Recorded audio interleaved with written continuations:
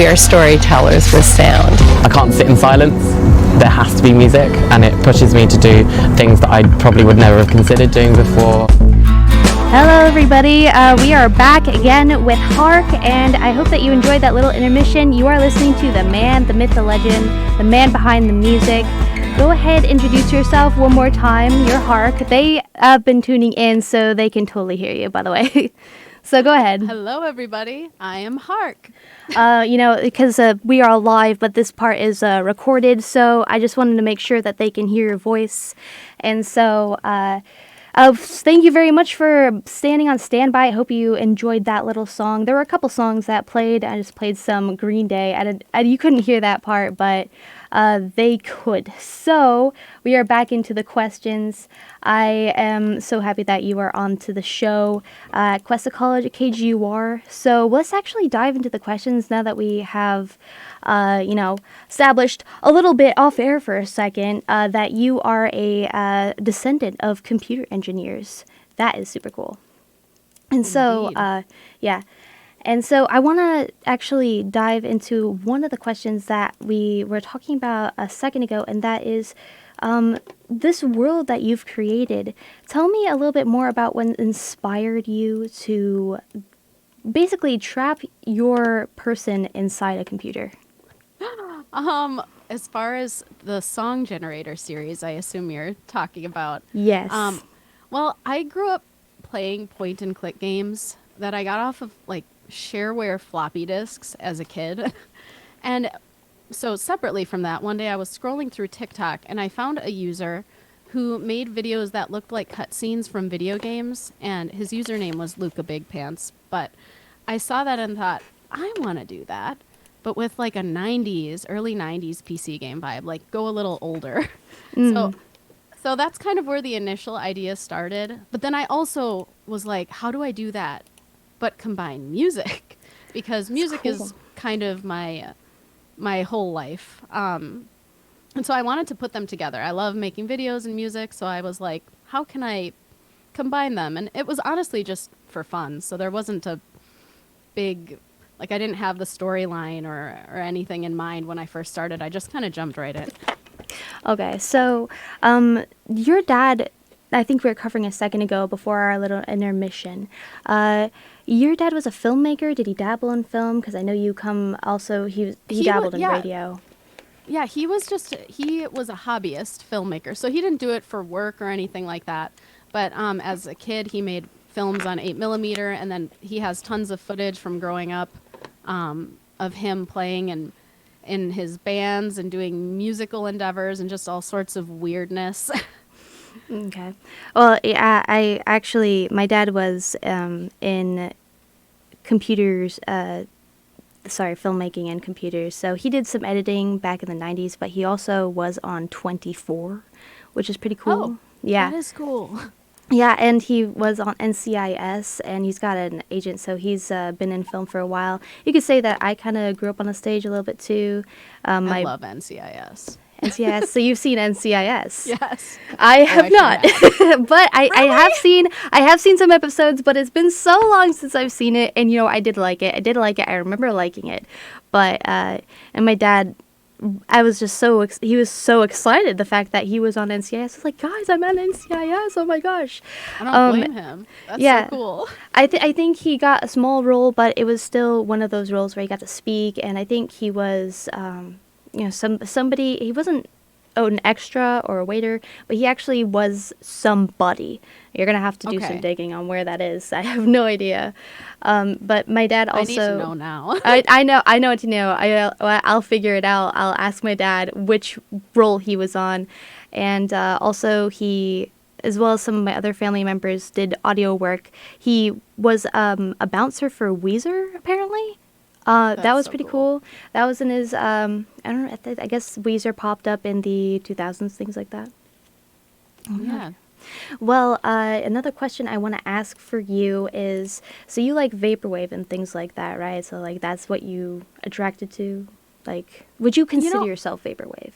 I love vaporwave music. But as far as how I would categorize myself, I think I change my mind too much on as far as what I want to make to like categorize it properly. So it's something that I'll probably be trying to figure out for the rest of my life. Like, but it's kind of a fun adventure that way. I'm sure it'll change 1,000 times throughout the next 10 years. Yeah. And another thing is because you know so much knowledge about audio production. Did you do audio production when you were in college, when you were doing the associate's degree? And that was in coding. And you know, because you just know so much that we teach at the classes here. I want to know if you got your education in that. No, well, I mean, I basically started off learning audio production with just sound recorder Yeah. on my computer when but I played with that in the 90s, like as a kid. And then when I first started taking guitar lessons when I was around 12, so think 2002-ish, it was very shortly after that I thought, I want to record some songs. And I knew that I would need some sort of a multi-track recorder to do that. And so I would play with cassette tape recorders because we always had stuff like that around since my dad loves audio. And so he kind of helped me a little bit.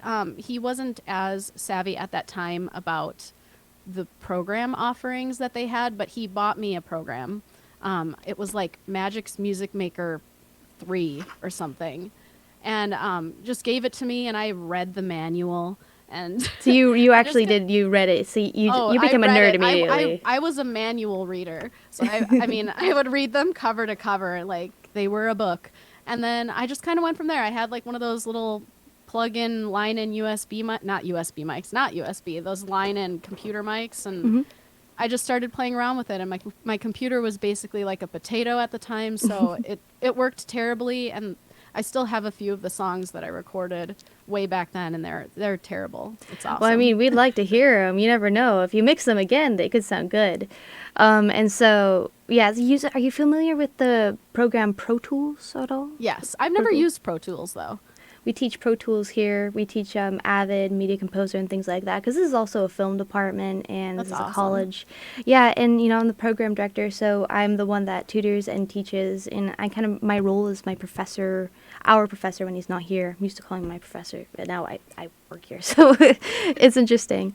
And one of the parts of Pro Tools I really like is the availability, and it is one of the catalysts for, you know, the actual part of the audio world that was able to migrate onto computers. It was one of the first. It actually existed back when computers first started. And so if you do get into Pro Tools, I'd like to see what you do. What's the difference between these audio programs? Would you say that the one that you work on, what was it called? Would you say it's worth it? Do you have to purchase it? Well, I mean, I started off as far as a multi-track, like digital audio workstation. I started off with Magic's, which I don't even know where I got it. I mean, it was just, my parents bought it for me, so I don't remember. But it was just, I mean, it was a pretty simplistic, like I think you could have up to 8 tracks in the first version that I had, and it was very basic, which is really what I needed. So it worked out fine. But it definitely has pretty much the same workflow as like what I use in Logic today, which is what I predominantly use to record music now. Would you, if you had the chance, migrate to Pro Tools? I don't know. I'm pretty comfy in Logic. I've gone through so many iterations of learning new software.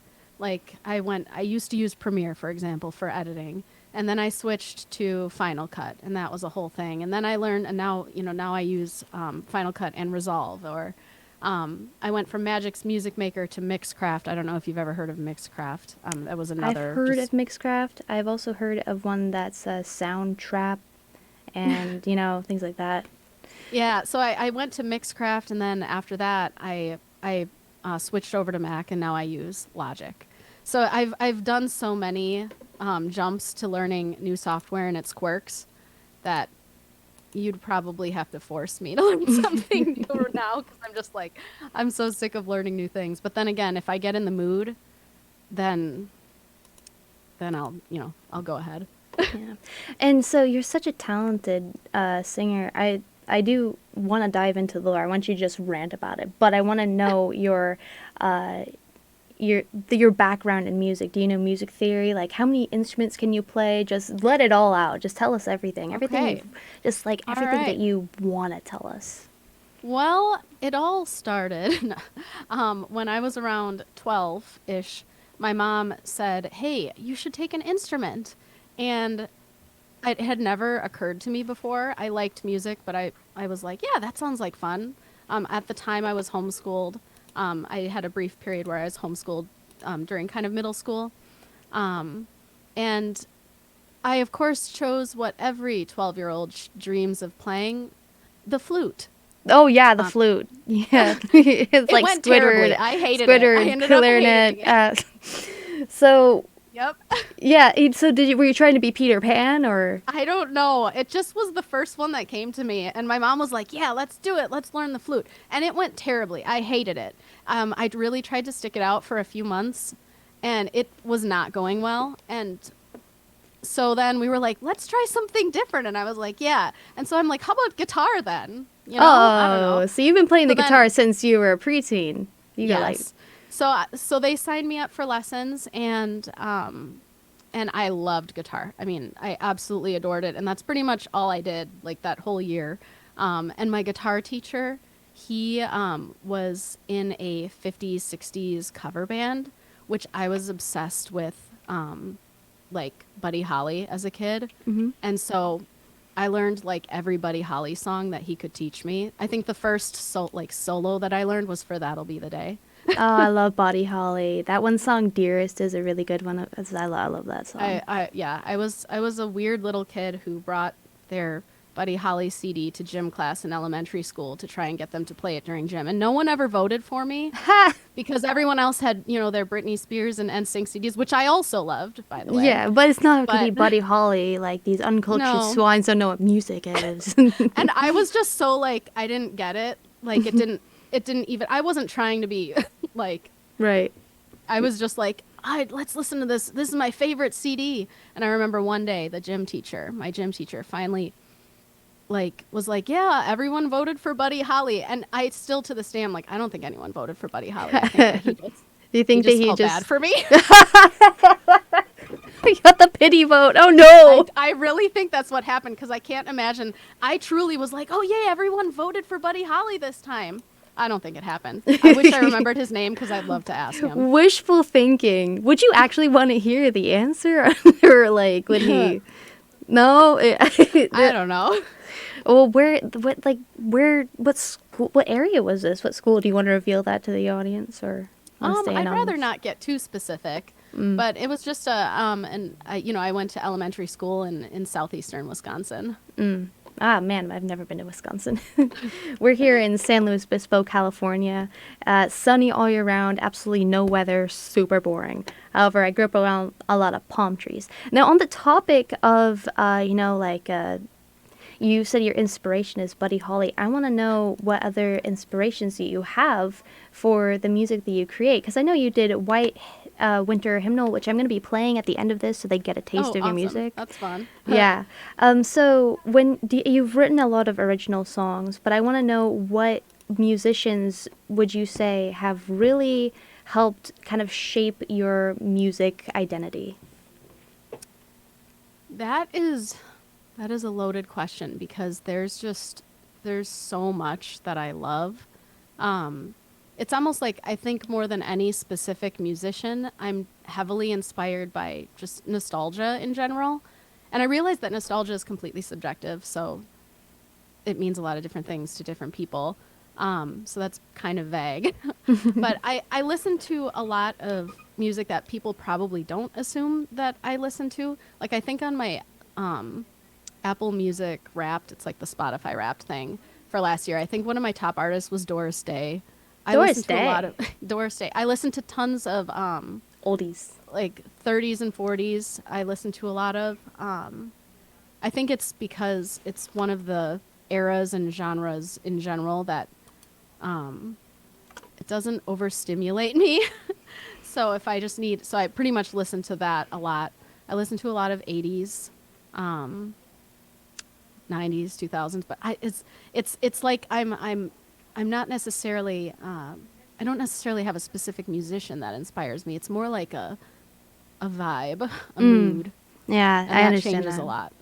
Yeah, so that's actually pretty surprising that you have. Oops, I don't hear you now. Oh, my bad. Sorry. No problem. That's pretty surprising that you have had this inspiration from, because usually your music is pretty popular because it's very modern. You do like background, so that's surprising to me that you have, um, uh, all these oldies. That's actually shocking. Do you think people know that, or is that something that you kind of want to hit them with, like, surprise?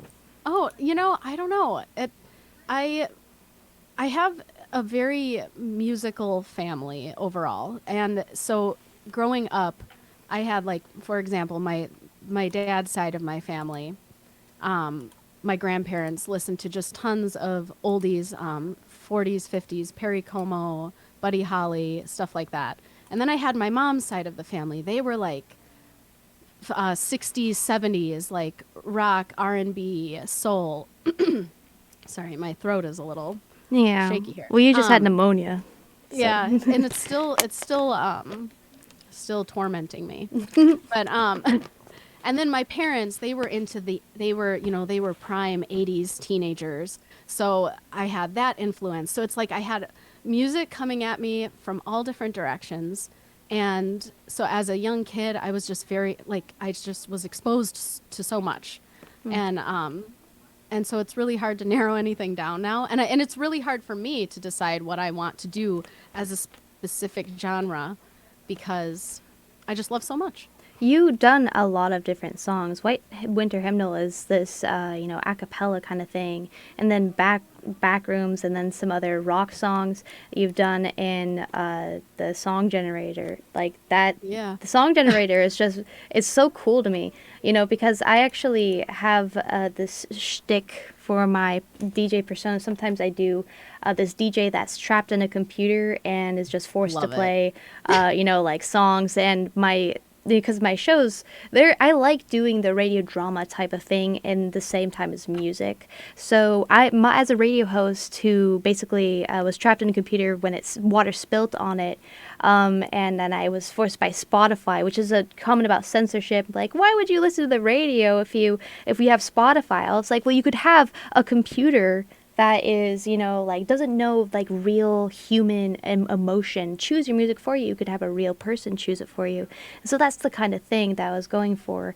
And I'm trapped in this world and basically in the computer. And when the computer turns off, I'm like in the motherboard, kind of like surrounded by all these mouse cursors. But I'm trying to break out of the screen, and you'll see me like knock on the screen breaks, but then it heals and stuff like that. So I love the idea of someone being trapped That's so in fun. a video game, and because I just dabble in that. That's like so That's cool. really awesome. You're doing. I think you're doing what I'm trying to do. So, like, I want you to tell me, skip all that. I gotta know what inspired Song Generator and what the heck it is. Like, what is the story behind this person? Like, have you decided on what happened to her and her band?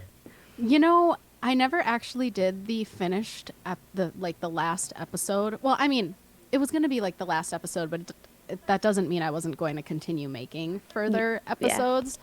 But I did have an idea in mind of how I would end it. But it kind of just evolved on its own based off of comments from people specifically on TikTok. Because Song Generator actually does pretty poorly on most other platforms. There's no Like, way. There's no Instagram and way. YouTube Shorts do not like Song Generator. They perform, I mean, like, I'm not a stickler for performance. If there's even one person that resonates with something, that means a lot to me. So it's not like virality is the bar here. But as far as, You like, still want they- people to they- like pay attention they to it. You really, want people to see it. they really don't get pushed out, except on TikTok, they get pushed out a lot more. So, So that's where I would get all of the feedback and people's comments. And it was kind of the comments that helped push the story. I would just read what people are saying, what do they think is happening, and then just kind of roll that into the next episode. So it just kind of evolved. I didn't have something in mind. So you like this was like as you go type of thing. Yeah, Like you I didn't have like and- a lore. You didn't have like set lore until you started going. No, people thought I did. Well, I but thought it you was did. really You fooled it me. was really more that I just made the first couple episodes just for fun, and then once the comments came in, I was like, oh yeah, that's a good idea. So it was really the audience and community that built the story more than I did. That being said, this is a collaboration from multiple people. What were the things in the comments that stood out to you? Like, now that we have that established, what is going on with this chick? What is, like, so basically, Okay. for people who are listening that don't know much about Song Generator and don't know what we're talking about, that you're getting exposure to around Slow and things like that, tell them what Song Generator Okay, is. yeah, okay. So Song Generator, the very first episode, for example, it looks like a point and click PC game from the very early 90s. It just has We love basic them. buttons and there's a mouse that hovers around. And when it starts, there's a girl standing there and there's a guy behind her on a drum set and he's just still. And she just says, "Welcome to Song Generator," and then the mouse clicks start. And then you have some buttons of instruments. And one by one, the mouse would just click the different instruments on and off, and they would perform a song that essentially the mouse is controlling. So obviously you're not really controlling it, but it's just a video. So you're just like, And, you're just the bystander, you're just watching this go down, basically. You can Yes. click but you can't really. Yeah. And so the first one that I did was technically an original song. It wasn't a full song. I just wrote a 30-second little mini song, and it was something kind of suspicious. I think the words were something like, "I now have you trapped, you're in my control," something like that. Like, Yeah, that one so- freaked me out. so that Go I ahead. didn't expect a lot of traction. I was just like, this was fun, a project, and then move on. And so I was surprised when people really resonated with it, and they're like, oh, like, what's going on? And then I would get tons of comments. And I don't remember because this was a few years ago, but I don't remember what exactly was a catalyst, but I would just go through, and when someone would say something like, well, what happens if you don't click the start button? I'd be like, that's a good idea. Let's see what happens when you don't click the start button. And then I'd make a new episode based off of the different concepts that people would comment. That's pretty cool. So when the game turns off, is she kind of just stuck in this loop, this forever loop of like? So that's where it eventually went, was I started incorporating some covers into it. And for one of them, I did, the songs weren't necessarily, they were just songs that I liked overall. So the songs weren't always chosen to further the story. It was just like, this is my hyper-focus song right now. So this is the one I'm going to do for Song Generator. And so I did one where she starts off as a real person. She's not the animated style. Mm-hmm. And she's saying, please help me, I'm trapped in here. And then the mouse clicks start anyway, and then she turns into a computer game. So then it started this whole lore of this girl that was trapped in a computer game by a rogue programmer who was evil. And honestly, it got a little convoluted, but but that was the gist of it. And the story was about them, her and her drummer, trying to escape the computer program. So it's just And a it never drummer? ended. Like, where's the guitarist? I know you had a guitarist. So, like, is this your band or is it just you? No, You're it one was of the just band? it was just me and my husband. Oh, that's who your is the drummer. husband. Yes, yeah. So he's the drummer in there, and he does the drums for my music as well, and helps with production on the back end. So yeah, it was just us, and then we would duplicate ourselves in editing to be the other band members. So those other people are just you. And that's just you and her husband. It's just little animations. But Yeah, you we also would just- fooled we me just- on that because I genuinely thought that It's just us sitting here, bunch of weirdos. that is funny to me. Do you think people noticed that it was just you guys? Some did in the comments. I think some people weren't paying that close of attention, but there were a lot of comments that were like, that's the same person. Yeah. Or they would have these wild theories. Some of the theories I was still like, wow, I couldn't come up with something this detailed ever. And and they're just commenting these insane theories. It's so much fun, honestly. It does sound like it's fun because you get to really interact with, multiple people, on the internet, and they get to add all these ideas. But the concept originally was pretty genius. Got to give yourself credit for that. And thanks. You're welcome. And so do you want to reveal the editing program that you do Sure. for song generator is it stop motion animation? Like, how do you do it? So, well, boy, that changed over time as I found better ways to do it. So I used to just do it in Final Cut Pro. I would it was all video, and I would just cut it out or rotoscope it. But now I use mostly a combination of Premiere and After Effects to do it. So it is animated, but it's not technically stop motion. So I actually do the videos. And then I use time remapping in After Effects to just animate the video, and I cut it out and add the effects. It's actually it's a very tedious process. Sounds like it, because, making such a detailed video and making it short for the TikTok algorithm, that must seem like a big process. I mean, that's a lot. It's ambitious to some, but if you're willing to put in the effort, then, you'll be able to accomplish it. But it's you had an image in your head. Do you feel like you had something else in mind and had to settle for something, or like you wish that you could get this image in your head and then it just became this? That does happen a lot, where I'll have a specific idea in my head, and if I can't accomplish that, it doesn't feel worth it. But with Song Generator, it was just fun.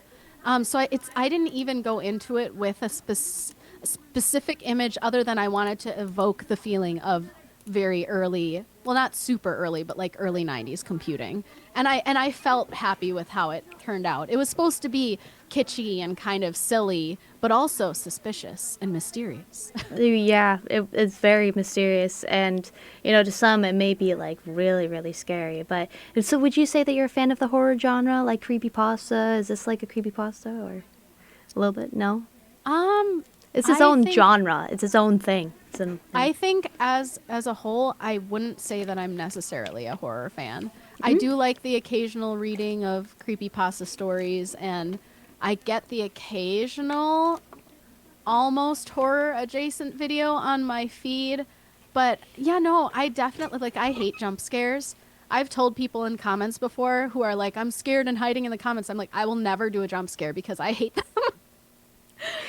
I hate jump scares. I have a heart condition, so jump scares, I have to, when you're scrolling on TikTok and then it's just a normal video and then it comes out with like a scary thing and it just comes out at you. Yeah. One commenter, in fact, I remember their username because it's the best comment I ever heard. Their username was liminally ill, and they commented on a few of my videos. They said, "There goes Harke again, making happy horror videos." And I think that's kind of where I'd like to keep it. It's happy horror. Yeah, kind of like, and what is it? It's not, there's this other, weird, Five Nights at Freddy's isn't, but there's this other weird video game or subculture I've seen where it's very, Sprunky, that's the one, where it sounds very cheerful at first, and then you find that, you can slowly find the horror, but when you click on it, it's shocking because all the characters have become these supernatural beings. So I don't know if you've heard of Sprunky, but I saw it. I haven't. No, you haven't? Well, No. a lot of teenagers are liking this stuff these days, and basically when you click on these characters, it shows their dark side, and some of them are like ghosts, and some of them are dead, and so it's not Happy Tree Friends. I've heard of that, but I've heard that's really bad. And I've also heard of that one video game. It's mouthwashing. Mouthwashing. I haven't heard of any of these. You haven't? Your audience may be able to hear about mouthwashing. Mouthwashing is it's this game of these people who are in a spaceship, and they slowly start to go nuts because they've been told that they've been fired from the people who are doing the exporting, whatever it is, and then the ship blows up, which removes their ability to communicate with everyone, so they're just floating aimlessly. And then they find out they are out of food, and all they have is mouthwash, and so they go nuts. Oh, Yeah, I know, but yeah, it's that a would slow. make me go crazy. Yeah, I know. So that's a slow buildup of the horror. Like it's not a jump scare, but you're not expecting when you start playing the game. Although it's listed as a horror game, it's in your face kind of thing, like Sure. with the concept. And so at the end of Song Generator, like I want to know, and I don't reveal too much, so that way you can keep the elephant surprised. But when it comes to this video game developer, how did that happen? How did she get trapped? Have you thought about that yet? Okay, well, the story went, which was very vague, and I've probably contradicted myself before in Song Generator episodes, but the general story, if I can remember correctly, was that in 1988 or something, there was a software company, and there was a programmer there who claimed he was able to create a sentient computer game character, but nobody believed him. And I can't remember the specifics, but I believe the story went, I know I should know this, but it's gone so long that I'm like, I don't remember. I should have like rewatched everything. He fell in love with a girl at the company, and he was able to capture her consciousness, specifically hers, and import it into the game, which I know is wildly like inaccurate. Of course, this couldn't happen in 1988, but that's what happened. Listen, this is a fictional story. I also want to mention that it is impossible to trap someone in a computer. So when it comes to that concept, I'm just letting you know, like, this isn't real to begin with. So I know that's what, because I do. You're allowed to alter this. This is your universe, like, since it's not possible. I get those comments that are like, this isn't possible, and I'm like, it's not. It's not. Yeah, it's not. It's not even possible to begin with. Like, I'm not just gonna trap my brother in a computer. But so that's what he did. He trapped her there, and then he disappeared, and no one had seen him since. And since that day, she was just trapped in the Song Generator, forced to perform for him, I guess. Is she in multiple Song Generators, or is she in just one? There's one copy. So it's just one copy of her. And then it got a little complicated because I was like, how do I explain the drummer being in there? And how I explained it was that the programmer knows that the only way he could be with her is to create a copy of his own consciousness and also put it into the game. So your husband is a plot twist. He's the programmer. But once he had trapped himself into the game, he was a copy now. So it wasn't, so they kind of split. There was the real programmer on the outside world, and then there was the new version of him in the game, and he realized once he copied himself that this was a horrible way to exist. And so now he changed his tune and is working with her to try to escape. That was where we left off. And do you plan on making this, like, if it gets possible to do it, would you make this into, like, this whole thing where you're going into, like, HBO or, like, a YouTube series where this is going longer, like... I don't know. That's an interesting question. I never even thought about it because it was always just so... You didn't expect it to take off. Short form. It was just like, just like little short videos. I definitely, even though it's not, I haven't done one for a while, and I don't know if it would still be as interesting to people now, but I have still planned to record at least the final episode where they attempt to escape. Well, will they escape? I don't know. Well, yeah, will they escape? Like, do you want them to, or do you want the tragedy of them staying in this world? Like, which one do you like better? Do you want them to, or? All I'll say is that I did a poll, and I very much heavily take the audience into consideration. I did a poll on TikTok on, do they want a happy ending, a suspicious ending, or a sad ending? And it was overwhelmingly that they want a happy ending. So, well, I guess, because they feel bad for this girl. She's in there crying in, like, fetal position at one point. Like, she's, losing her mind. Yes. And they said, the comments, they're so, I love the commenters because they're like, we want it to be a love story. And I'm like, this is hilarious. I'm like, it goes from, like, kind of suspicious to, so I would definitely take that into more, that's probably the direction that I would take it, because I want to honor what the audience wants. Well, don't just do what the audience wants, but I do like that you are open to suggestions. You want to know, you want to make what they want to see, basically. Yes. Obviously, I would put my own spin on it, and I don't know what exactly would happen, but I would definitely take that into account. Man, it's also like, because I thought that there was like the set idea of what you wanted. I didn't know that there was a contribution from everyone else. So you had a really idea. I don't even know of if they knew that they were contributing so much, but that was the fun of it because it felt more like a collaborative process. And I find that really fun versus just, I mean, it's fun to make something and have people resonate with it, but it's another thing to make something that is kind of a collective consciousness product. It's really fun. Yeah, the whole thing about the internet that I really love, which was its original idea, is that we get to instantly connect everybody everywhere. It's such a magical thing to be able to be a part of this century where we have that ability to just, you post something and everyone sees it and everyone can see it. Everyone can have this information and you'll actually be able to, well, you'll be able to hear what the world thinks. You'll be able to hear what people that you've never met have thought. And you are contributing to something by, plotting these ideas or plopping these ideas, these little seeds in their head. Someone will see what you do and will create something even more amazing. Like I absolutely love that. When I get my favorite comments out of any comments that I get on any of my videos are any that tell me that where people will say something like, you inspired me to do this thing, or I posted a video because of this. I love hearing that because there's nothing that means more to me than knowing that I inspired someone else. Yeah, in the same way. I know a lot of people have seen the stuff that I do, and like they love the idea, and then they take it places. And at first I was like, "You're taking my ideas," but then I realized what I'm not. They're not taking my ideas. They're taking it and making it into their own, and that's also what happened with the beginning of radio, because people were hearing things for the first time that they had never heard before. One of my favorite parts of radio that I bring up a lot is that there is this one New Yorker radio host that ran out of things to say. And this was when radio first started. He had said everything he wanted to say, and people were tuning in from rural farmers, like everywhere, that they'll never be able to see New York City. But he stuck his microphone out the window and he said, "Ladies and gentlemen, the sounds of New York," and they loved it.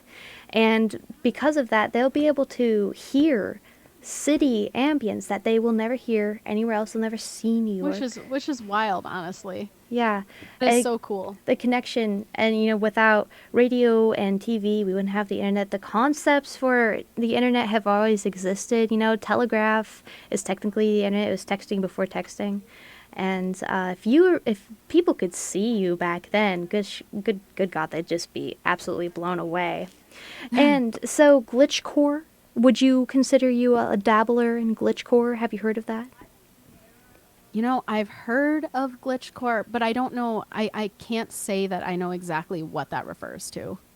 So I'm not sure. Maybe. Well, I don't know. It basically, I think glitchcore, because people said that my style is glitchcore, because I was talking about how I'm trapped in this computer, world. My DJ is trapped in the, but a glitchcore is basically anything that is glitchy. Analog horror is anything that's I guess you can consider yourself on the bridge of analog horror and glitchcore. Yeah, because it is VHS a lot of people stuff. Say it. Yeah, a lot of people say it's analog, but it's actually digital. You're on the bridge. You're it's right on the cusp. It is, and yeah, I love glitchcore. I guess.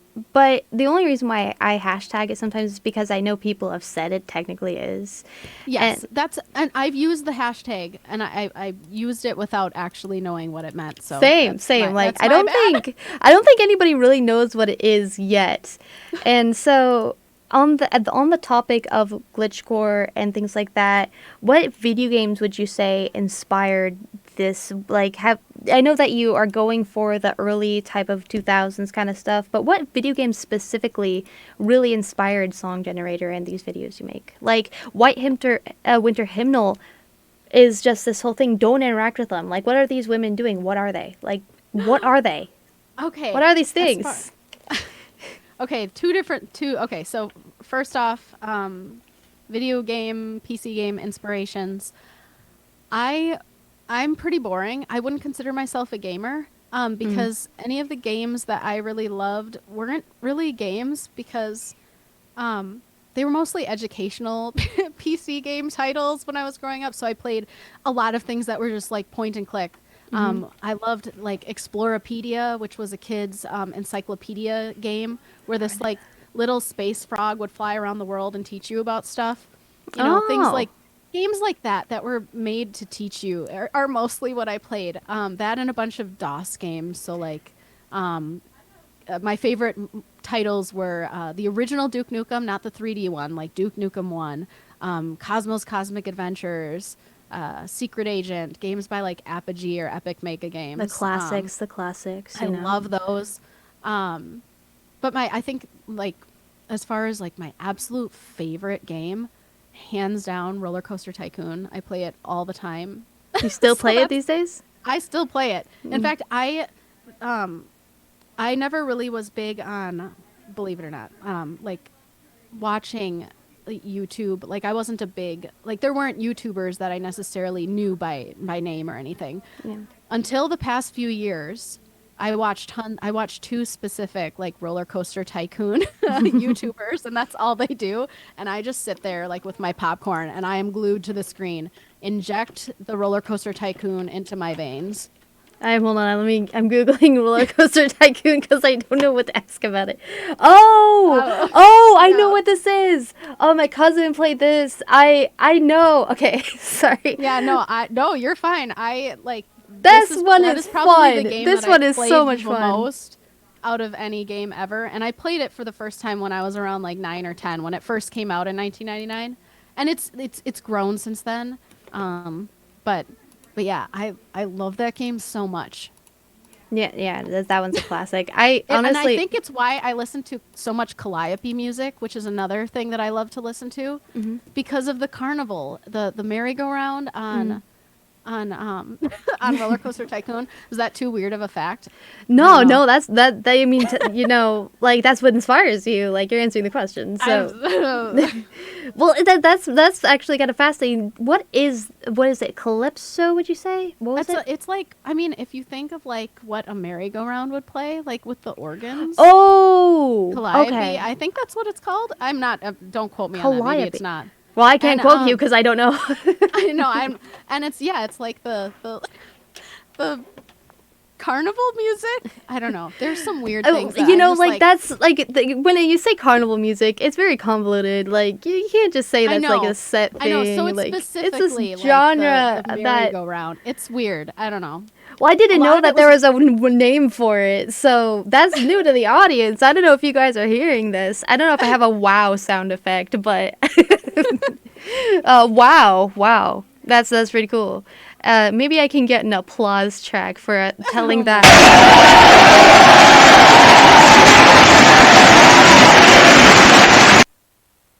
That was your your applause.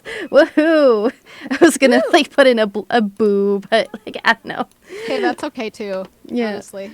These facts are pretty interesting. I've never heard of this stuff before. I was born in 1998. So I didn't get to have that early 90s stuff like that. And so, this is something I'm hearing for the first time. Although I come from a long line of computer engineers like you, my grandmother was born in 1950, and my grandpa, who worked for NASA, was born in 1940. So they're not going to know what we're talking about here. But I've Things heard change so fast. they do. So so much information about the 8-bit, and you said that you don't really have a background audio production, but you've done videos diving into the story and the history behind this stuff. But you've seen also the transition from vinyl to tape deck to CDs, and CDs to online. Now, I want to know what that was like and what you prefer. Do you prefer tape decks? Ooh, let's see. That's well, ironically, I mostly collect vinyl, which was even a little bit before my time, but I grew up around it. I grew up around so much, like I remember using Laserdisc, before we even had a VCR when I was a kid. My parents actually owned a VCR and TV repair shop in the 90s. And so That's kind of where I grew up, around. They stacks and owned a stacks shop, of they sold broken. it. You got a head start from everybody. So you actually were immersed in this world. So you're an expert. Because I was also raised with this I'm not stuff. exact. I wouldn't say I'm an expert, but You know more than the average person. So maybe, I would say maybe. intermediate. Intermediate then. Yeah, intermediate sounds better to me. Well, But yeah. yeah, so much stuff.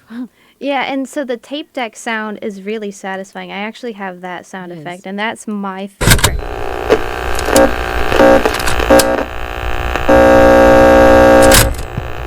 That's just sound. That's Yeah. satisfying. That one right there is nostalgic. I use that one all the time when I'm going to introduce another song. That just like What? that. Yeah, that sound. Love it. It is so satisfying. Yeah, and so when would you say that vinyl or CDs have a better sound, better quality sound? Because this is an argument that my DJs have. I don't know if you can see. We have a lot of CDs back here. You know, Indeed. these are all like from the 90s and the 80s. You know, because when CDs first rolled out, they would send them to radio stations to promote. So these are actually the first copies of these albums that were ever That's made. awesome. And so, would you say that there's a better sound on these CDs? Like, You know, as much as I would love to have like a defined opinion, I feel like I'm not enough of a true audiophile. Is it audiophile? Is that how they say it? audiophile. I am that. Audiophile. Okay, okay. I feel like I'm not a true audiophile. For me, it's once again, it's about just the entire experience, and I just like the experience of being able to take out the sleeve of the vinyl and put it on my record player and hear the record and hear the scratches, and it's experiential, and so that's what I like about it. As far as the actual audio quality, when I'm immersed in my little happy little experience, I'm not really thinking as much about that. I know I should, but I'm happy with the audio quality that I get from my vinyl. So That's pretty impactful. At least you're staying true to, you know, what you know. but I love CDs too, because obviously that was the main majority of time where I grew up, and I have tons. Yeah. Yeah, I love that. Oh, hold on, let me add you to the spotlight. I want to make sure that the people can see your beautiful face. So this is the lady. This is the lady for people who are seeing the recorded version, because we're also live on the air. And so, but I want people to I want you to listen back so you can Back hear it up yourself on the air for nostalgia reasons. And so this is Hark. Oh, you're wonderful. And so I did mention earlier you have kids, you want to keep them anonymous, but you do. Yeah, People don't I know do. that she's in her 30s. That's crazy to me. That's because you look Yes. like you're 25 to me. You look like you're my age. Yeah. I mean, I don't know what that's all about, but I'll take it. Well, I mean, you just look so young to me. I'm surprised that you're in your 30s. Well, you know what? This is a very forgiving, like, when I'm like out and I don't have makeup on and I'm just out with my kids, I probably look like my age. Well, you know, I think a lot of people would be surprised to find that out on people on TikTok. Like, you never really dive into yourself. You know, that it's hard. I have this happen sometimes where someone will say, like, you have no right to say this because, you know, you're only like what, a year older than I am, and I'm only like 20, and I'm like, no, I literally grew up during this I'm time not period. the only one that thinks this, Hark. I'm not the only one. You literally look ageless to me. And that's a good thing. That's a good thing. I mean, that means you can Well, still get carded at a bar. You know what though? I actually don't. So I You must don't? look my age in person. I don't remember the last time I got carded. So No, really. But maybe it's just like, you know, if I'm out with like my husband and stuff. But you know, I don't know. Yeah, maybe they're just giving you the pass. Yeah, you know, you don't. Do you actually drink? I mean, like, you're off the Not record really. here, you don't? No, I don't drink either. I'm a nerd. No. I'm a homebody. I don't really like, very, very rarely. You know, honestly, I have kind of like a sensitive ecosystem in my body, and it really does not jive well with like alcohol or caffeine, but I have my iced coffee, so I guess Yeah, I'm the That- same way. When I drink, it hits me too hard, it and I makes me become a feel silly icky. goose. I can feel like alcohol if I take literally one sip, and everyone thinks Same. that I'm crazy. And I'm like, no, you don't understand. I'm like, so I can't handle like a drink. I One can't. sip and I'm done. I can't do shots because I'm gonna be a sloppy mess in a second. No, and it makes me feel just really icky. It does. The hangover is so bad too. And so that's like, I guess now we know as Sliver what your hobbies aren't, but before we get back into the music, I want to know what is the woman behind the music, like what are your hobbies, what are your goals, what do you do besides music? Like pull the curtain a little bit. Boy. Okay, what do I do? What are my hobbies? Well, I mean, I do a lot with my family behind the scenes. So, I mean, a lot of what happens behind the scenes, I think what would be mostly surprising is that it's pretty mundane. I clean the house and and I play with my kids and we Are you a housewife? adventures. No, you have a career. You are a housewife. So you have- Yes. that's not a bad thing. That's not a bad thing. That's a good thing. Yeah, no, well, actually, I mean, Wouldn't say housewife. You'd say. I mean, hey, I'm good with housewife. I'm cool with that. But I actually, aside from that, I think a lot of people don't know that I've been a wedding videographer for Bro. 17 years. I Oh, think. that's crazy. Oh, good for you. Right. So I've done that. Although this is my last year because I'm all weddinged out. Okay, It's well. a lot. Yeah. I'm surprised. You know, it's not surprising because I can tell that maybe you need to support people. But do you make money on TikTok? Like, is that something that's an income for you, or do you not? You don't do it for the It's- money. I can. When I first started, I wasn't monetized at all. I do make money now, like if something goes like mega viral or something, but it's not like you can live off of it or depend on it. You know, there are some months where you make $50 or less. Oh, that it's not sucks. so it's not something That's that I awful. necessarily depend on. But there are good months though where you might see like $1,000 or something. But it's definitely not something that's like regular by any means. I would never rely on it. Yeah. So I'm still figuring out what am I gonna do. I don't know. Well, I mean, to let yourself bask in the glow, because eventually you may actually be able to make this into a career if somebody wants to pick it up. Like, keep going.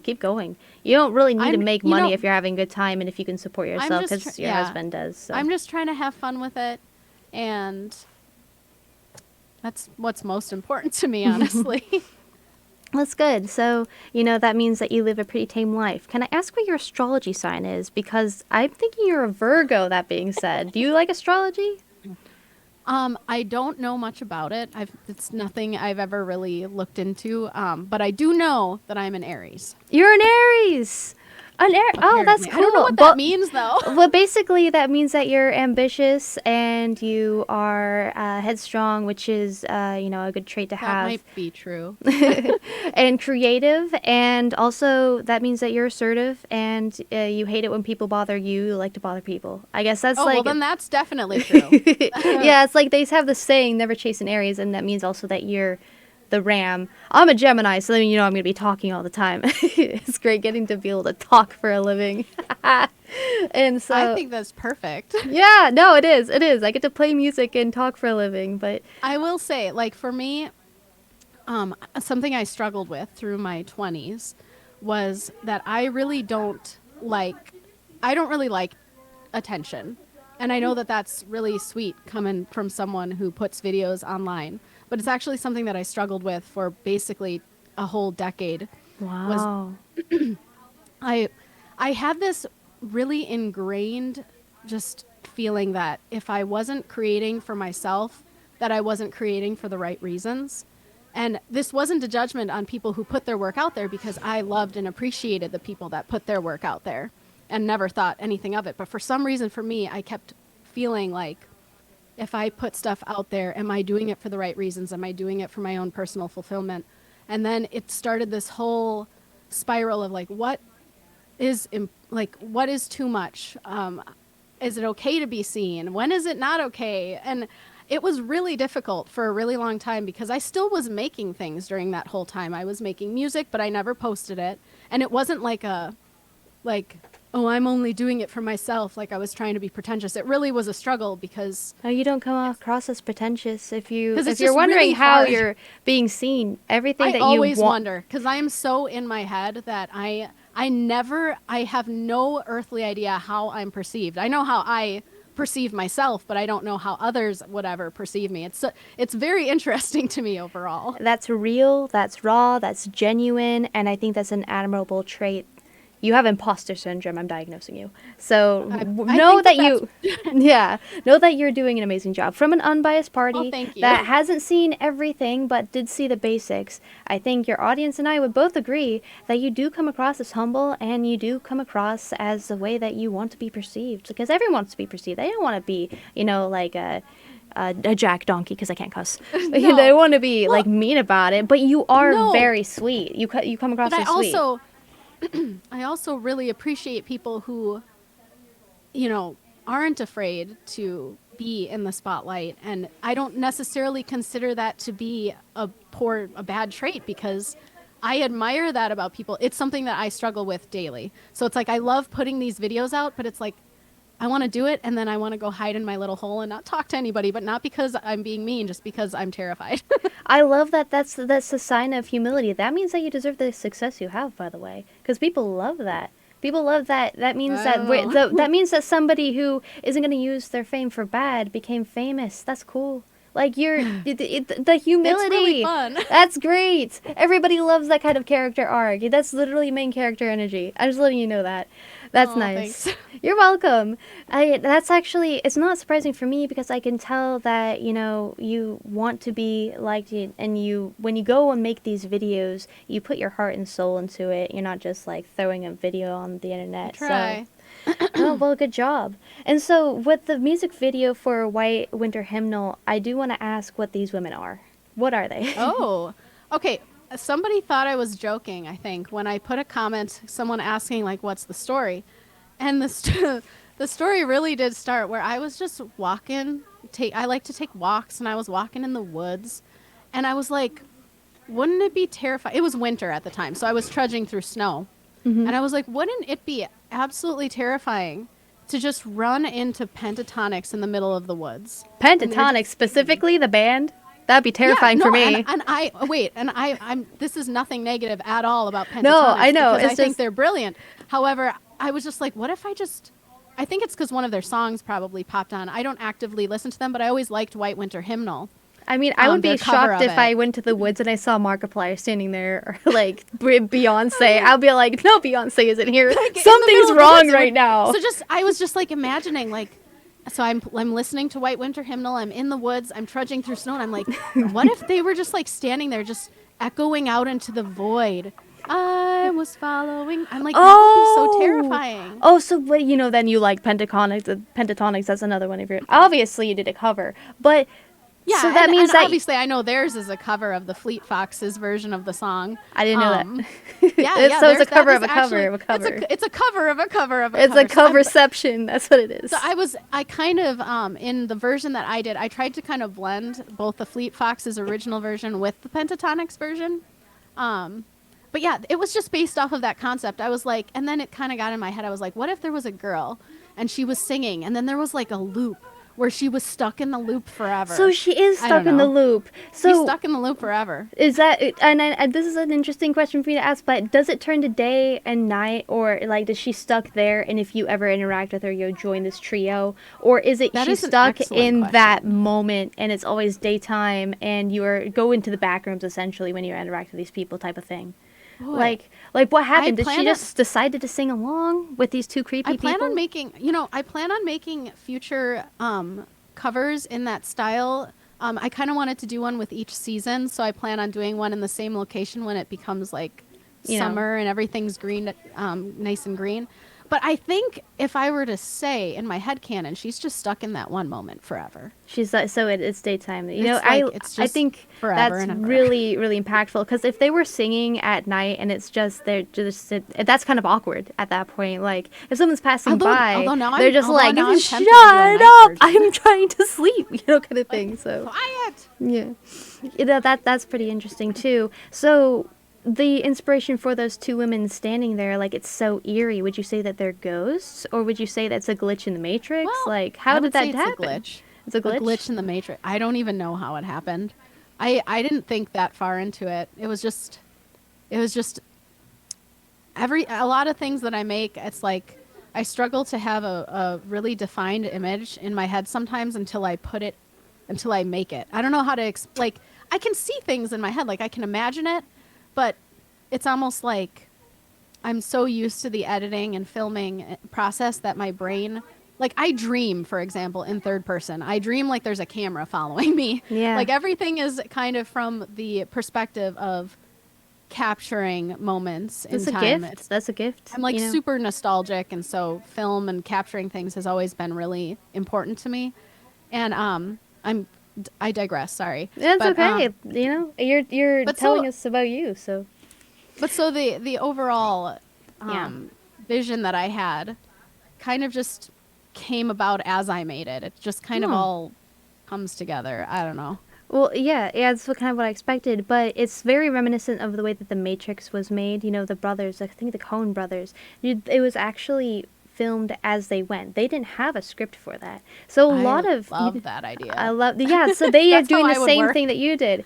And a lot of musicians, a lot of famous people like the Beatles, they do the same thing. So you're actually using the method that several successful people have used for years, including me. I didn't really know what I wanted to do with Captain Lokknessie, and my shtick is that I'm a sailor captain. I have my captain's hat here. You're a sailor. I love I'm a it. sailor captain, and I sail the sound waves and search for the best music on the Central Coast I and things love like it. that.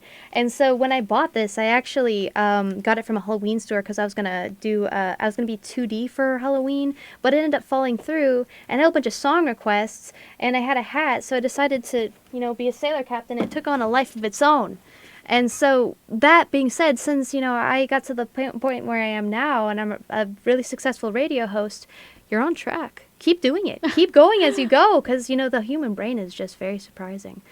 Well, and I will say that it really helps me specifically to have my husband who works the exact opposite of me. I mean, he's literally the opposite. He is like structure, organization, like he has methods So for you have things. balance between you guys? And it honestly, like you'd think sometimes that it would be butting heads, but we've been No, married that's for perfect. 16 Opposites, years, and we're opposites like, attract, yeah. and it is like I feel like without him I would probably be like, I don't know, I'd probably be like, going crazy or something.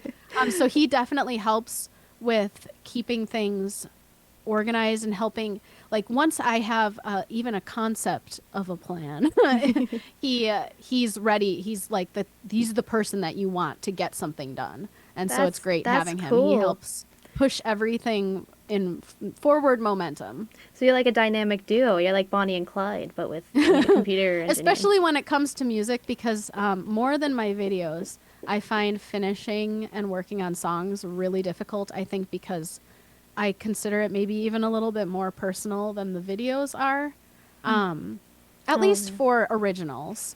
And so he really helps with that. When I'm stuck, he's like, keep going. He'll help me make lists and like to-do lists and things. Yeah. And that, again, like, that balance really helps. And especially, and it sounds like you guys have a very healthy relationship. That's pretty cool. I do like him. So I think after 16 years that, that's worth something. I'm so happy that you guys are happy together. I'm so happy that you have a partner in crime. That's pretty cool. So you guys do it together and you bounce off ideas, and that's how this awesome It's creation super came. fun. And would you say that you have more fun making these videos, or does he have more fun? Like, is he like really into it? Like, we should do this. We should do this. It's definitely me having more fun. He is a willing participant in every single way. So he just goes But with the for the flow. Yeah. Yeah, so it's almost like in every way we kind of are like a little opposite, but it's because it evens out. I'm not saying actual words, but basically what I'm trying to say is that it all evens itself out. And so he's always willing to participate. For the videos, it's definitely more my thing, so it's kind of like I'll get an idea in my head and I'll just go after it. But he is definitely necessary for the music, and I probably wouldn't get any song done ever if it weren't for him. No. Well, that's awesome. So does he have a music theory background too? No, it's just I mean, we grew up together Oh, you grew up together. Oh, your childhood sweethearts. Yeah, Oh, that's cool. we grew up together, and so we kind What a of love story. we grew together. We were like best friends when we were young, like not young kids. It was when we were a little bit older, but we started making music together. He was interested in drums, and around the time that I actually started playing guitar, we'd toy around and we played with different bands. We played a couple weddings. Oh, that's over the cool. years. So, did you guys ever try to start a band and it fell through, or We had a band in a band. We never really did much with it. And we were called KGUR. I don't think you can even KGUR. find anything online because I'm obsessed with birds. There's another. Is that a type lore of drop. bird? KGUR is a type of bird. I have 3 of them probably squawking upstairs right now. So you So- actually own Conyers. So Yeah. there's a personal connection to Conyers. So cool. I don't know. Yeah, I love them. They're so cute. If What I was the- had him here with me, he would be creating chaos. So what genre do you guys play? Did you do rock and roll? We were like pop punk almost. Pop And this was a long time ago. I mean, this was probably in 2004, 2005.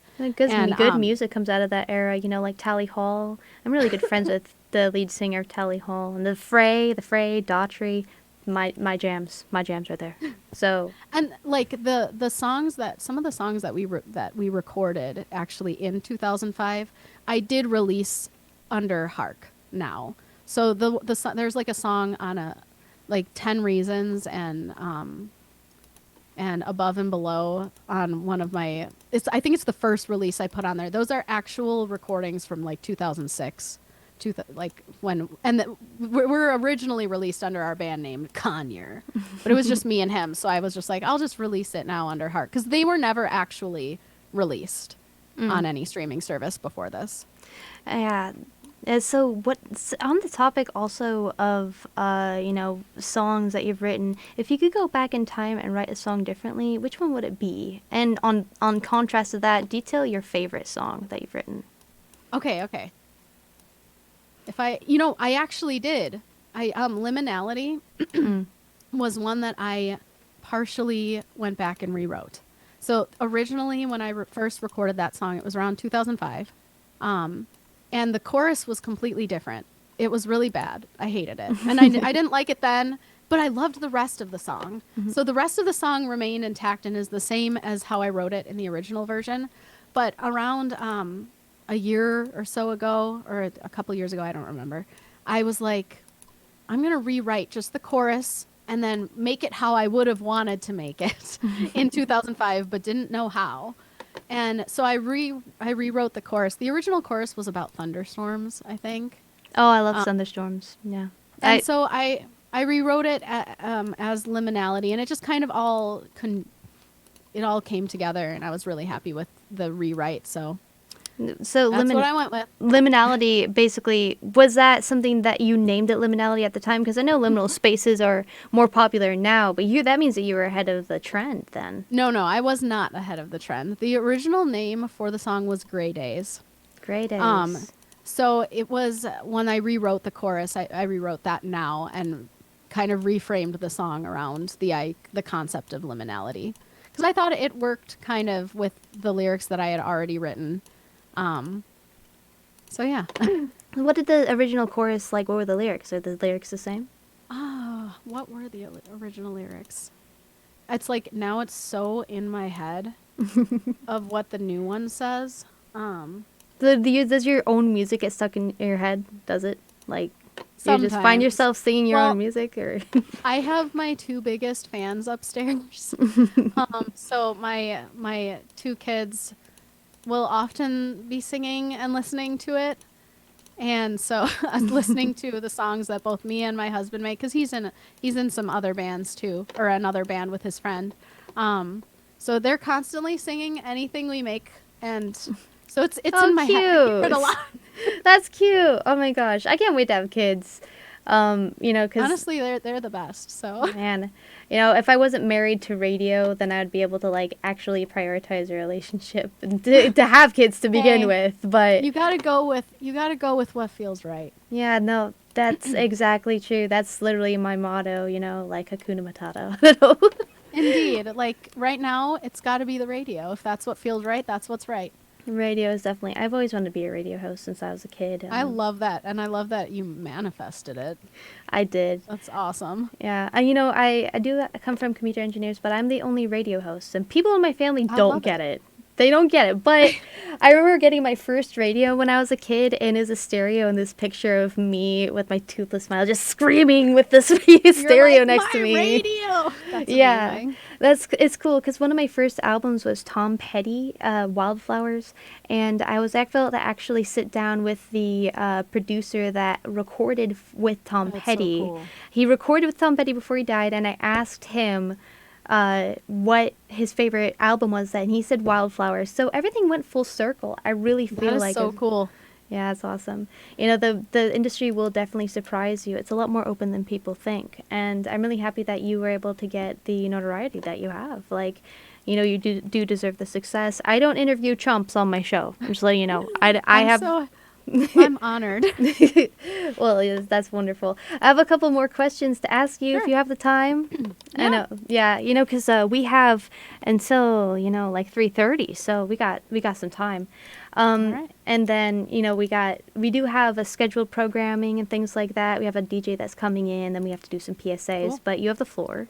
Tell me, All right. so how many instruments can you actually play? Like, what is the whole thing? And also another question, if you don't have many instruments, what is your vocal range and what's the highest note you can hit? All right. Okay. Instruments. I wouldn't consider myself incredibly proficient in any singular instrument. It's like I'll manage to know exactly what I need to know. But I play guitar and piano. I played bass in a 70s cover band for a little while, but I wouldn't consider myself a bassist by any means. But I muddled through, even through the Led Zeppelin, which was difficult. And I have dabbled in accordion, but no, I can't. Play Accordion? I just thought I would mention it, but no, I Accordion? can't actually play it. I used it in some of my songs in like the mid 2000s. I bought it from a thrift store, no, from a rummage sale. I had this big accordion. I was like, I'm gonna use that in a song, and so I learned exactly the minimum amount of, because there's like a gajillion buttons on that thing. And I don't know what most of them do, but I found what I needed to make it work for the song. Well, can you play the harmonica? No. No, you can't play the harmonica? No, That's not. a different level of God tier music that I can't even master. I was going to be a composer actually when I started college, but already captured my heart. And so the accordions, that's shocking. That's surprising to me. Once again, if you handed me an accordion, I would be like, I don't know what I'm supposed to do with this. So You don't remember anything? Not How the really. hell do No, you I don't teach yourself how to play the accordion? Like, I don't this think you is do, the lie. especially- I don't know. But I heard a lot of Weird Al growing up, so lots of accordion playing and polka. I live in the Midwest. Okay, well, I mean that makes sense. I actually spent some time in Pennsylvania. Would you count that as the Midwest? Or is that the East? I That's don't East know. Coast. I don't know, so probably not. No, but then maybe I'm wrong. not part of this exclusive Midwest princess crowd. And so again, highest note you can hit. What is it? I have no idea. No. I've never looked, and I would love to try right now, but I'm still recovering from the pneumonia that I had a couple weeks ago. So it's like my vocal cords are still. It's really irritating actually because I have songs I want to record and I'm still a little congested. It's been horrible. Oh, that sucks. That's But the same I thing have with no me. idea. And now that you've asked, I'm like I have to figure that out when I recover. Well, damn. Were you an alto or soprano? Do you know? I don't know. You don't know? You have a pretty voice. Like you did some music don't theory. know. You don't know? Well, I mean, I honestly I don't know much music theory, by the book. I think if anything, you hit some really high notes. So I'd say you're soprano. Soprano. I think based off of what I've heard from others that I'd probably be more along there, but I'm not 100% sure. Man, I haven't I don't heard. know. I haven't heard. I did ask about liminality, but I'm being honest. I haven't heard the entire thing. I did hear it's wonderful, but I don't know if you hit low notes. Have you ever hit a low note? Would you say in your song? Is that, or do you stay Um, towards high notes? I don't know. It's all kind of an intuitive, like, creative, like when I'm writing melodies, it just kind of happens. I don't know. Yeah, I can't quantify. I'd have to actually go through and think about it. Because apparently when I'm making music, I'm not thinking. I don't know. Well, yeah, you're just going off of the back of your head. You know, a lot of this stuff is inspired by dreams for you. I would expect that. I would expect it to be very, I do have, surreal. yeah, I would say there are some, like, I'm inspired by vibes. I love liminal spaces. Yeah. I'm inspired by like architecture. Yeah. The back rooms, because you wrote a song about the back rooms. Yes. Well, tell us about that. Tell us about the back rooms. That was such a fun project. It was another one where I just got an idea and I was like, I gotta do all the things. Would you say this is like the backrooms song, like the one, or is it telling a story of someone who's in the backrooms? Well, there are multiple like levels to the song. The song was about feeling safer in my head than out in the real world, essentially. Oh. And I kind of likened that to being in the backrooms, that I feel safer in the backrooms, even though everyone from the outside looking in would think you're not safe there, but I feel safer there than Unafraid, than do I else. even know how long it's been or far I go? I mean, that's very deep and that's impactful that you feel as though the world, because that means you have derealization. Would you say you have derealization? It's Maybe from time to time. I'm definitely inspired by all I'm heavily interested in psychology in general. It's just something that I enjoy learning about and immersing myself in. But overall, I'm pretty level and happy most of the time. But I'm definitely most inspired by looking back on the periods where I was not. Which I think is common for a lot of people, where they get their fuel from the despair. Yeah, again, the Matrix was actually, did you know the Matrix also came from a dream that they had? I have heard that. I've heard about that. It was kind of based around that, but I don't know a lot about it. A lot of things came in dreams, like A Christmas Carol by Charles Dickens and Lewis Carroll's Alice in Wonderland that he wrote for his goddaughter, Alice Liddell. Yeah. Which makes sense. Yeah, he had dreams, and he would tell his family about these dreams, and the only people that really cared were the kids. And all the characters that he made for them, actually, all of the sisters are in the story. He just changed the name, and they liked hearing about his dreams, and so all of them are technically his dreams. Would you say it's Alice in Wonderland-esque, because Song Generator, she goes into this world, down the rabbit hole, gets trapped in this world, and has to find her way out, has to go home. Like, Dorothy. I never thought about it at the time, but yeah, absolutely.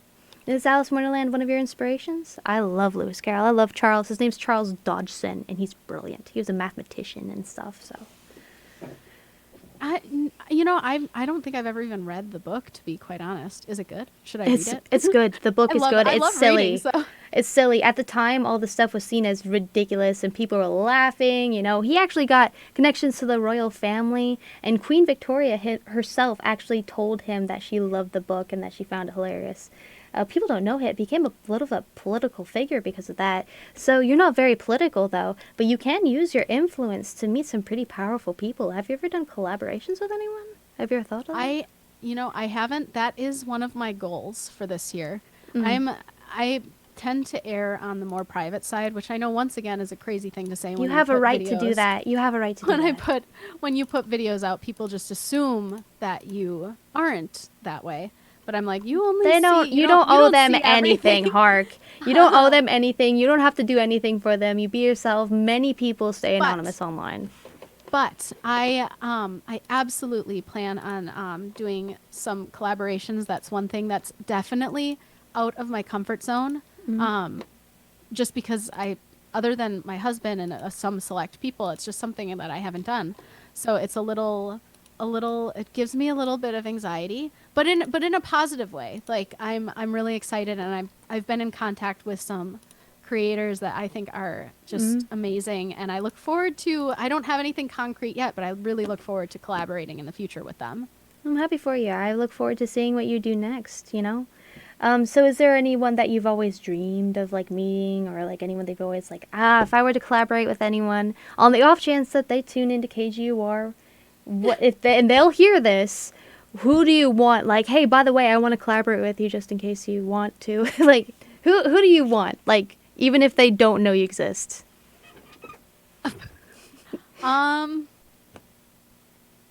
That one, I think I would need to think about it because my mind is drawing a blank right now. I always said that it would be on my a bucket list to maybe not collaborate with, but to meet Weird Al. So Weird Al. Hey, Weird Al, if you're listening to this, by the way, Harke wants to collaborate with you. I like UHF. Hit her up. Hit her up. From the 80s is one of my favorite movies. So I love Weird Al. Where I live, actually, in San Luis Obispo, Weird Al actually went to Cal Poly, which is down the street from us. Oh, that's so cool. Yeah, and he actually recorded a lot of his shows in the bathroom of Cal Poly, and he goes to Cal Poly and does like all these seminars. I think he actually stopped by the college one time to just do some presentation for the music department. I don't know. I wasn't. I was here. See, he's so talented. Like, he is. His accordion playing is off the hook. So the Cal Poly has an amazing educational program. Like, that's crazy. I haven't heard too many. I've heard a lot of Weird Al, but I haven't heard everything. What's your favorite Weird Al song? Like, anything recent? I mean, I grew up listening to his covers and parodies. I love his parodies. They're really funny. But one of the ones that I always liked, as far as his, I think it's an original. If it's a parody, someone can correct me, I'm sure. But his song "Everything You Know Is Wrong," I love that one. Yeah, I mean, that sounds like a parody. Well, I mean, it sounds like something funny that he releases, because Weird Al is weird. So there's always going to be a hint of, Robin Williams said, yeah, everyone's born with a hint of spark, you mustn't lose it. And he and you and these people are an example of that. And so a lot of the Beatles actually found their songs funny too. So Weird Al, the Beatles, all these people who are, I quote, weird, they're onto something. They're onto something. Indeed, I think so too. Yeah. So I do want to ask also, what does the name Harke mean to you? Because you want to remain anonymous. So anyone who tries to leak info, shame on you. Oh. Shame on you. Shame on you. No, it wasn't necessarily that I was like, I need to be anonymous. It was just more that for privacy. You're an introvert. Especially just, you have a family and they don't need to be on the internet. They're little. So that's why most people don't know about them. It's not necessarily because I'm hiding that fact. It's just you're being a good mother by doing that. You're a good mom. You're Mama Bear. They need to be little and play in the real world right now. Yeah, they have plenty of time for the internet. Don't become a mom vlogger. That's for sure. No. That is horrible. I know that the people do that's horrible. So you're doing the mom thing by keeping your children safe. So, but do tell me, what does Harke mean? Okay, Harke. My cousin, she got me a book as a gift. It was the Dictionary of Obscure Sorrows. And it's basically a book full of made-up words for feelings and experiences that we don't have maybe a direct great word for in English. And so I was like, I'm going to find the name in this book of made-up words. and a lot of the words are derivative of real words. So this was derivative of like harken back, And when I saw that, I was like, Harke, that works. Because I'm like, a lot of what I do relates to the past. And so it just felt like it fit. Yeah. And I tried not to overthink it. Yeah, don't overthink it. Lewis Carroll actually invented words himself. Like stork or chortle, whatever. Like those words. I didn't know that was a made up word. I thought it was just real. Because he said so. It was I mean, like he's very talented, but Lewis Carroll words made up. I do want to so chortle, galumph, obviously Jabberwocky, mimsy, slithy. These all are words that he came up with. So Harke. That's insane. Yeah. So actually, I think he also came up with a word that's similar to Harke. I think it's stork or something. Oh gosh, he's just a brilliant guy. So I love people who think outside the box. Definitely think outside the box, so to speak. What other words that were made up did catch on to your conscience? Oh man, I can't remember. I'd have to grab the book, which I don't know where it is right now. But I recommend that book to anyone who just likes a fancy, fun, free little reading experience, because there are so many words in there that I'm like, yeah, this should be a word. But I can't think of one offhand. Oh, well, if anybody's listening, that's a good book. You should read it. So, woohoo, clap, clap, clap. That's the book. Fans, on the topic of that, is there anything you've always wanted to say to your fans? Anything you want them to do because, you have this influence, any changes, be the change you wish to see in the world? What do you want to change about the world? What do I want to change about the world? That's such a loaded question. If I were to speak to my fans, I would probably just want to say that I appreciate them. When I log into like Spotify artists and see 10 people are listening to your music, that's not lost on me. I know that to a lot of people, that is a very small number, but I think that you get so caught up in seeing big numbers with platforms like TikTok and Instagram and virality that you forget that it's absolutely insane that there are 10 human beings in the world listening to your music right now. And like, that is a powerful, amazing thing. And so every time that I see something like that, I try to remind myself to actually try to perceive it in my head, as that grows. What does that actually look like? What does that actually mean? And to not take that for granted, because it's really easy to. It's something that you have to constantly work on to remember to ground yourself in reality. Yeah, that's pretty cool.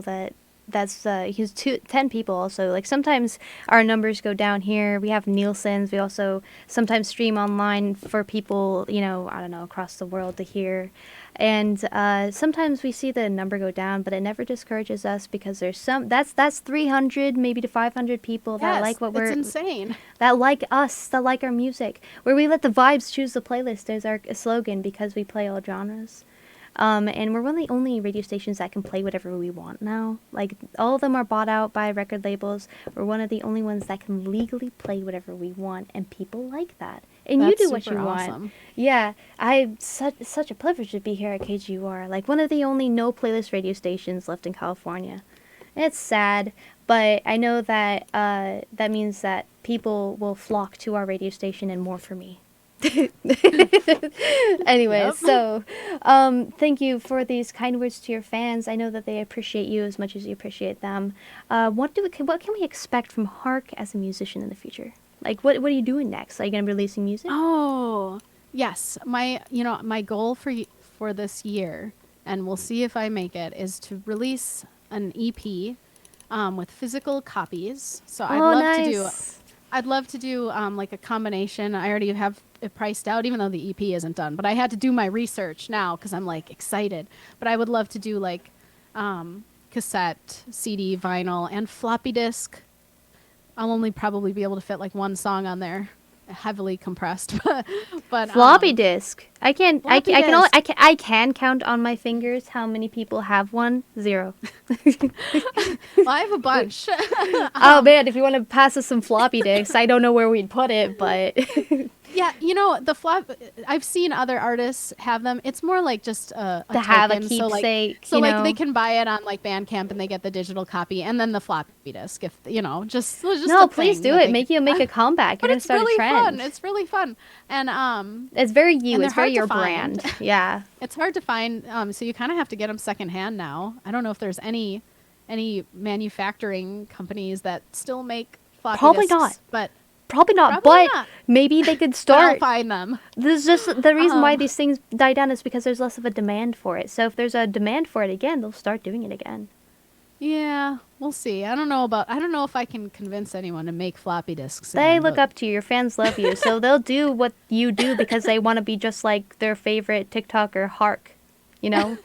How many people like your video? 1 million people want to be just like Harke. That's pretty cool.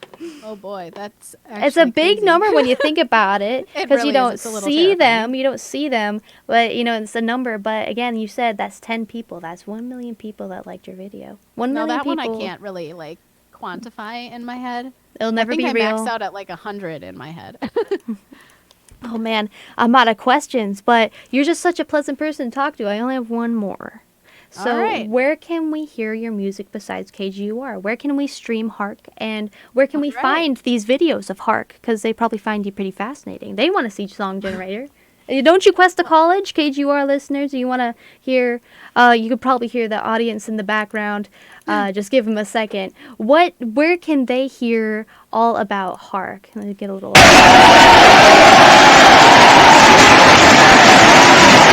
Oh, where can they hear more of Harke? Well, I have everything up on Spotify and Apple Music as far as music goes, and I also just recently put stuff out on Bandcamp, and I'm always open to hearing other alternatives. You want I don't know. DistroKid? You know, Spotify? Yeah, I use DistroKid. No shame, no shame. Everybody kind of uses pushes it DistroKid. out. It kind of pushes it out everywhere, and then and Bandcamp in addition to that. And as far as videos go, I'm on TikTok, Instagram, and YouTube. And on YouTube, I have longer form content about retro technology and various I've seen those. random creative pursuits. I'm so happy someone's talking about it because I talk about the audio world. Nobody wants to hear it. So tell them about it. I want someone to talk to about it. So now you're flicking like, hey guys, this exists. Somebody knows. Finally. You've just been Somebody. such a sweet person. And at Harke Official is where we can find you. Indeed. Harke on TikTok. Is it Harke Official on TikTok? Yeah, it's Harke Official everywhere. Okay. And how do you spell that? It's Yeah, sorry. Harke. Yes. Wonderful. And is Harke spelled the same way in the book? Yes. It yes, is? it is. You must have been pretty nervous here, but I want you to know that you were clear, concise, and it was just such a joy to have you here. And we're going to give our audience a little taste of White Winter Hymnal. Anything else to say on the man behind the music? Just thank you. That's all. Wonderful. All right, well, it's so wonderful talking to you, Harke, and connect with all of us at KGUR when you do something next. Send me the MP3 because I will definitely I put it on there for you. I'll send you a floppy disk when So when the time yeah, comes. please send a floppy disk to I don't know a what you'll Quest. do, but Yeah, I'll figure it out. Anyways, it can just sit there and look cute, I guess. yeah, we'll put it on the shelf here for decoration, right next to my sailor hat. Thank you so much. And are you okay with us posting this on platforms where people can hear it? Wonderful. Okay, thank you for joining us on KGUR radio station. Thank you again. Yes, bye. Anyways, that was the man behind the music. I hope that you enjoyed. This is DJ Lokknessie. That was Harke, all about Harke. Thank you again, Cuesta College, for joining us on this journey. We are going to play White Winter Hymnal now, and then I am signing out. And, on the topic of all of these eerie, before we shut down our computer, I'm going to do some typing on here and get that on the playlist. If there are any people that know about these, this vaporwave kind of world, there we go, we're logging on. Please do tell us all about it. Leave it in on our website, and I just think that she's a wonderful person. You are all wonderful people, and again, thank you for tuning to KGUR. This has been DJ Lokknessie. Here is White Winter Hymnal.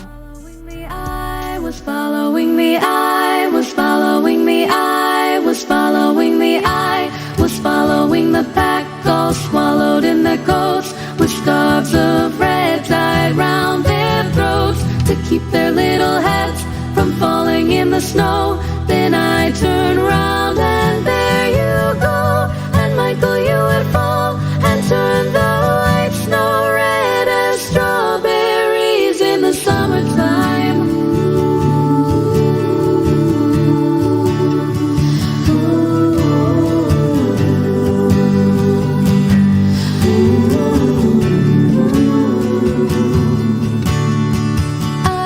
Was following the pack, all swallowed in their coats, with scarves of red tied round their throats to keep their little heads from falling in the snow. Then I turned round and there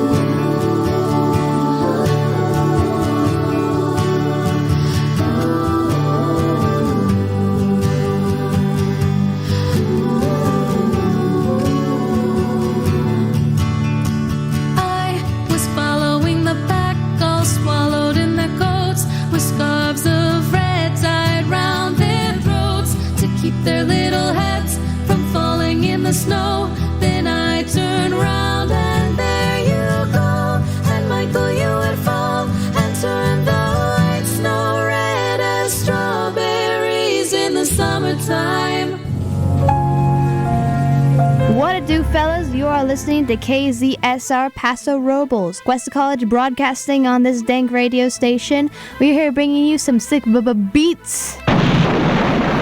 Keep listening because we're about to tear into some rad tunes.